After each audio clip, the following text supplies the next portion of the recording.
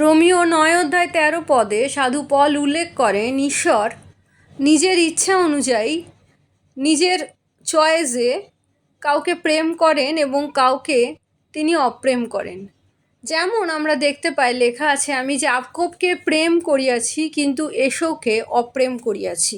এই বক্তব্যটি উল্লেখ করার কারণ 8 পদে আমরা দেখেছি যে যারা প্রভু যিশুকে বিশ্বাস করে, প্রভু যিশুর মাধ্যমে তাদের জীবনে কোনো দণ্ডাজ্ঞা নেই, কারণ তারা পাপ থেকে মুক্ত হয়েছে। কিন্তু ইসরায়েল জাতি প্রভু যিশুকে বিশ্বাস করেনি বলে তারা এখনও পাপে পতিত আছে। তারা নিজেদের কাজের মাধ্যমে পিতা ঈশ্বরের সাথে মিলিত হওয়ার পরিত্রাণের পথ খুঁজছে। কিন্তু প্রভু যিশুই একমাত্র পথ এবং সত্য জীবন, যার মাধ্যমে আমরা পিতা ঈশ্বরের সাথে মিলিত হতে পারি। আমাদের কাজের মাধ্যমে নয়, কেবলমাত্র পিতা ঈশ্বরের পরিকল্পনা অনুযায়ী প্রভু যিশুর অনুগ্রহের মাধ্যমেই আমরা পিতা ঈশ্বরের সাথে মিলিত হতে পারি। আজকের আলোচনার বিষয় ঈশ্বরের প্রেম এবং অপ্রেম।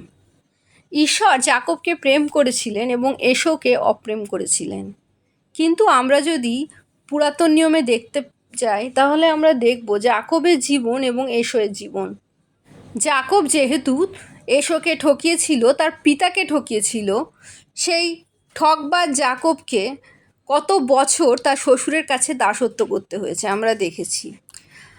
এবং এশৌকে দেখেছি, সে তার স্ত্রী পুত্র কন্যাদের নিয়ে সুন্দরভাবে সচ্ছলভাবে জীবনযাপন করে। ভেবে দেখি কেন এরকম হলো। কারণ এশৌকে তো পিতা ঈশ্বর অপ্রেম করত, কিন্তু তার জীবনে আমরা কোনো রকম গ্লানি, কষ্ট দেখতে পাই না, কোনো রকম ভয় দেখতে পাই না।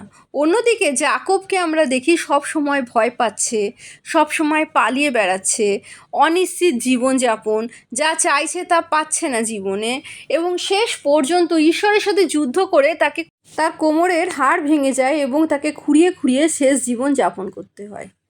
পিতা ঈশ্বর যদি কাউকে প্রেম করেন, তাকে মনোনীত করেন, সে কিভাবে জীবনযাপন করছে তাকে কমফোর্টেবল সুবিধাজনক জীবনযাপন তিনি দেন না। যাকবের সকল পাপ, যাকবের সকল চারিত্রিক দোষ থেকে যাকবকে তিনি মুক্ত করেছেন। জীবনের যে কঠোর সময়ের মধ্যে দিয়ে যাকব গেছে, তার মাধ্যমে সে পবিত্র হয়ে উঠেছে।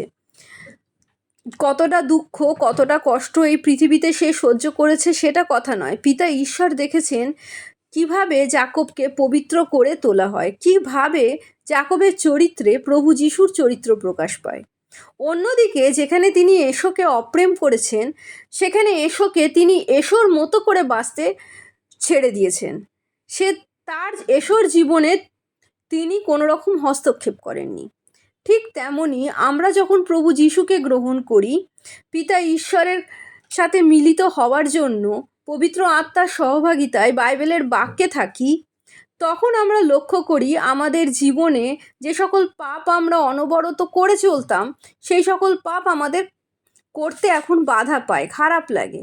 কারণ পিতা ঈশ্বরের পরিকল্পনা আমাদের জীবনের জন্য যে আমরা প্রভু যিশুর মতো হয়ে উঠি এবং পবিত্র হয়ে উঠি, এবং সেই যে সুবিধাজনক, সেই কমফোর্টেবল পজিশন থেকে আমাদের বার হয়ে আসতে আমাদের জীবনে অনেক কিছু ত্যাগ করতে হয়, যা হয়তো আমাদের জীবনকে সহজ করে তুলতো। কারণ তিনি চান না আমাদের মতো আমাদের রাখতে, তিনি চান আমরা যেন প্রভু যিশুর মতো হয়ে উঠি। ঈশ্বরের প্রেম আমাদের পবিত্র করে, আর ঈশ্বরের অপ্রেম মানুষকে তার মতো জীবনযাপন করতে ছেড়ে দেয়। তার জীবনে কোনো রকম হস্তক্ষেপ পিতা ঈশ্বর করেন না। প্রভু যিশু জয় হোক।